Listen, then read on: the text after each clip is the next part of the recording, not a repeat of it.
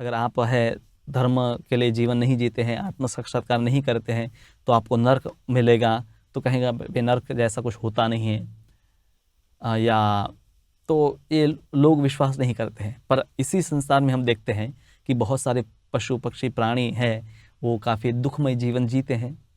तो कम से कम उनको तो हमें स्वीकार करना चाहिए कि ऐसे भी जीवन है कि जहाँ पर कुछ भी ज्ञान नहीं है और अनेक प्रकार के कष्ट होते हैं।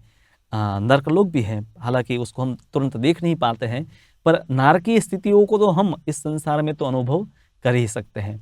तो मनुष्य जो जीवन है उसमें आर्थिक समस्याओं का क्षणिक निवारण है, वो उसका मुख्य लक्ष्य नहीं है। हालांकि पूरा संसार इसके लिए कार्य करता है कि कैसे हम हमारा जो देश है, समाज है, आर्थिक विकास करें, विकसित देश है, विकासशील देश है, वो विकसित बन जाए, डेवलप कंट्री बन जाए, और जो जीडीपी है वो बढ़ जाए, देश का आर्थिक वृद्धि हो। जब आर्थिक वृद्धि होगी तो सभी लोगों की आर्थिक समस्याओं का समाधान होगा। पर फिर भी सदियों से लोग ये करते आए हैं, फिर भी समस्याएं वहाँ की वहीं बनी हुई है, सिर्फ समस्या के रूप बदलते हैं, अन्यथा समस्या वहीं की वहीं होती है। तो सारी समस्याओं का उपाय है ईश उपनिषद हमें देता है, और वो है ईशावास्य भावना।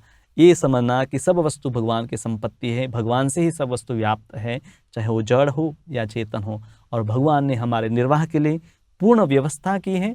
तो इसलिए हमारे भाग का जो है उसको ग्रहण करें, हम हमारे कर्तव्यों का निर्वाह करें, और हमारा लक्ष्य होना चाहे आत्मा साक्षात्कार, ईश्वर की प्राप्ति।